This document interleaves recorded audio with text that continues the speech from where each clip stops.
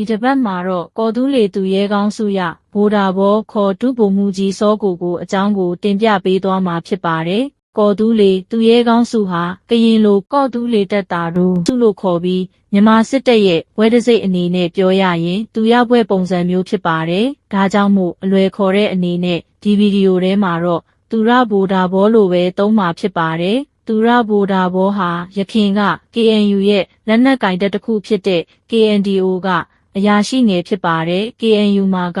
အဓိကလက်နက်ကင်တပ်နှစ်ခုရှိပါတယ်။အဲ့ဒါကတော့ KNAA နဲ့ KNDO ပဲဖြစ်ပါတယ်။ KNDO ကိုတပ်မဟာတစ်ခုမှာတပ်ရင်းတစ်ခုစီဖွဲ့စည်းထားပေမဲ့ KNDO ဗဟိုဌာနချုပ်အပါအဝင်လက်ရှိမှာ KNDO တပ်ရင်းအလုံးပေါင်း၈ရင်းရှိပါတယ်။ဘိုဒါဘောဟာယခင် KNDO စစ်ဦးစီးချုပ်ယခု KDAA စစ်ဦးစီးချုပ်နယ်သားမြနားမှာနေခဲ့ပူးပါတယ်။ KNU နဲ့မြန်မာအစိုးရငြိမ်းချမ်းရေးဆွေးနွေးတဲ့ NCA ကာလမှာနယ်သားမြကဘိုဒါဘောကိုကိစ္စတစ်ခုနဲ့မြဝတီမြို့ထဲသွားခိုင်းခဲ့ပါတယ်။အဲ့ဒီမှာမြန်မာအစိုးရရဲ့စစ်ထောက်လှမ်းရေးအဖွဲ့ဆက်ရဖက်ကဘိုဒါဘောကိုထိန်းသိမ်းလိုက်ပြီးလက်နက်ပါသိမ်းထားလိုက်ပါတယ်။ဘိုဒါဘောကဒီကိစ္စနဲ့ပတ်သက်ပြီးအထက်ရာရှိဖြစ်တဲ့နေသားမြကိုတင်ပြခဲ့ပေမဲ့နေသားမြဟာသူ့လက်အောက်ငယ်သားကိုဘာမှအရေးမစိုက်တာကြောင့်နောက်ဆုံးမြဝတီမြို့ KNU ဆက်ဆံရေးရုံးကတာဝန်ရှိသူတွေကဘိုဒါဘောကိုတွားရောက်ကယ်ထုတ်ခဲ့တယ်လို့ဘိုဒါဘောရဲ့လက်နက်တွေပါတခါတည်းတောင်းလာခဲ့ပါတယ်။အဲ့ဒီနောက်ပိုင်းဘိုဒါဘောဟာ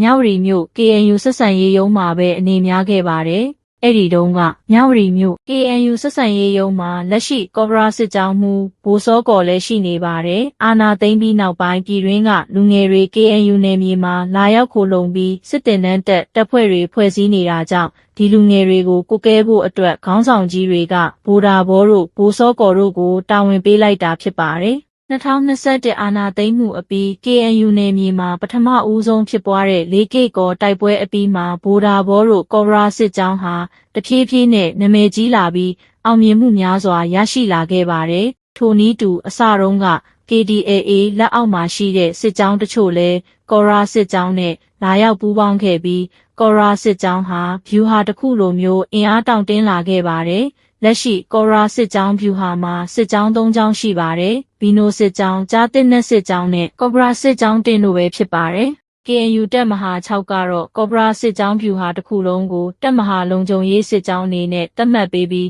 ဘိုဒါဘောကိုဗိုလ်မှူးရာထူးနဲ့တပ်မဟာလုံခြုံရေးစစ်ကြောင်းရဲ့စစ်ကြောင်းမှုအနေနဲ့ခန့်အပ်တယ်လို့ NUG NOD ကတော့ကော်ပိုရာစစ်ကြောင်းဗျူဟာတစ်ခုလုံးကိုဗျူဟာ32အဖြစ်သတ်မှတ်ပြီးဘိုဒါဘောကိုဗျူဟာမှုခန့်အပ်ပါတယ်။ကော်ပိုရာစစ်ကြောင်းရဲ့အောင်မြင်မှုတချို့တစ်ဝက်ကိုဖော်ပြရရင်2024ခုနှစ်ဇန်နဝါရီလမှာမြဝတီမြို့တင်ငန်းညီနောင်ဘက်ကိုလာရောက်တဲ့မြန်မာစစ်တပ်ရဲ့တပ်မတ်44တပ်မတ်မှုအေးမင်းနောင်ပါဝင်တဲ့ရဟတ်ယာဉ်ကိုပစ်ချနိုင်ခဲ့ပါတယ်။လေယာဉ်ပေါ်ပါလာတဲ့တပ်မတ်မှုအပါအဝင်မြန်မာစစ်တပ်ဘက်က9ဦးသေဆုံးခဲ့ပါတယ်။ကော်ရာစစ်ကြောင်းပစ်ချနိုင်ခဲ့တဲ့ရဟတ်ယာဉ်ဟာဒေါ်လာ9တန်းတန်ဖိုးရှိတဲ့ယူရိုကော်ပရာ365အမျိုးအစားရဟတ်ယာဉ်ဖြစ်ပါတယ်။နောက်ပြီးတင်ငန်းညီနောင်ဗျူဟာသိမ်းတိုက်ပွဲခတ်မှတ်ရ355ခမရ356ခမရ359တရင်ဌာနချုပ်သိမ်းတိုက်ပွဲဖလူးဖျားကုန်းစခန်းသိမ်းတိုက်ပွဲ4ကကော်ဆွေတော်ကုန်းစခန်းသိမ်းတိုက်ပွဲလက်ခတ်တောင်စခန်းသိမ်းတိုက်ပွဲတေဘောဘိုးစခန်းသိမ်းတိုက်ပွဲဥကရထစခန်းသိမ်းတိုက်ပွဲအပါအဝင်နိုင်ငံတော်အဆင့်အောင်စီရစစ်ကြောင်းကိုရက်ပေါင်း903ရက်ကြာအောင်ခုခံနိုင်ခဲ့တဲ့မြဝတီကော့ဂရိတ်အာရှလမ်းတိုက်ပွဲကိုလည်းကော်ရာစစ်ကြောင်းကအဓိကဦးဆောင်လှုပ်ရှားခဲ့တာဖြစ်ပါတယ်2025ခုနှစ်ဇန်နဝါရီလမှာ KNU ဗဟိုကော်မတီရဲ့ဆုံးဖြတ်ချက်နဲ့အညီ KNAA ဗဟိုစစ်ဌာနချုပ်ကနေပြီးတော့ဘိုဒါဘောကိုကော်တူးလေတပ်သားတို့စုတစိတ်ချီးမြှင့်လိုက်ပါတယ်။အဲ့ဒီစုချီးမြှင့်ပွဲမှာ KNAA ရဲ့ဗဟိုစစ်ဦးစီးပထမတန်း G1 ဗိုလ်မှူးချုပ်စောရာမလာတော့ကိုယ်တိုင်ဘိုဒါဘောကိုဘွဲတစိတ်ပေးအပ်တာဖြစ်ပြီးအခမ်းအနားကို KNAA ဗဟိုစစ်ဌာနချုပ်ခေါင်းဆောင်တွေအပါအဝင်တပ်မဟာ6ဗျူဟာမှုဗိုလ်မှူးကြီးနယ်ဓာထု